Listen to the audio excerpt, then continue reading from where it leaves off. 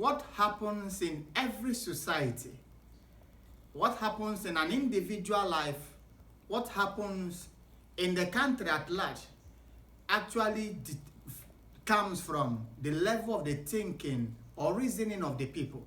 I tell people nothing but the truth, that for us in Nigeria and here in Africa, the reason why we are where we are today, backward, is as a result of our thinking, our level of reasoning.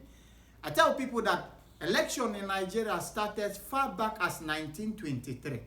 From 1923 down to 2023 is 100 years.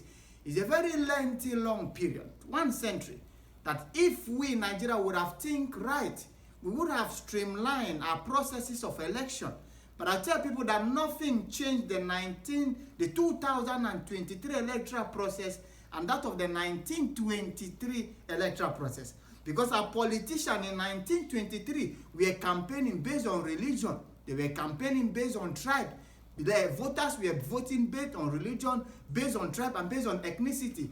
Down here in 2023, politicians are still campaigning based on religion, based on tribe, based on ethnicity. Voters are still voting based on tribe, based on religion, based on region or ethnicity. Nothing has actually changed. In 1923 general election, talks were going about intimidating people, scattering ballot boxes, burning, attacking people, intimidating physically. Now in 2023, the same thing is still happening, so nothing has changed.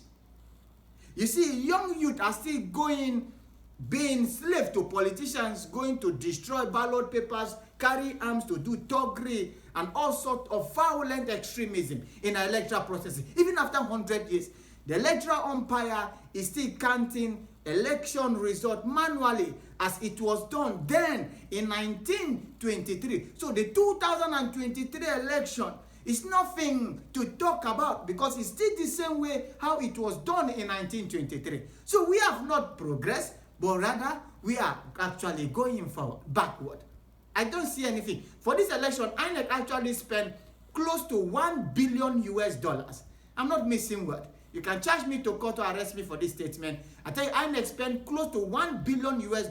And that amount to close to 350 billion Nigerian naira. But look at it. The process is still the same how it was done in 1923 under Herbert Macaulay. So nothing has actually changed.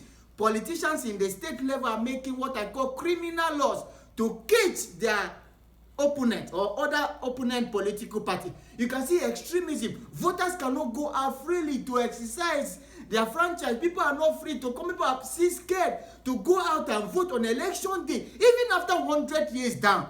This is as a result of our level of thinking as a people in Nigeria. It's as a result of our reasoning from the electorate, we the people, the politicians, and even the electoral umpire. I tell people that in Nigeria, we have not really sat down to determine the fate of our society, how we should do things. And until we wake up as a people and determine how we should do things right, we will continue to remain backward because the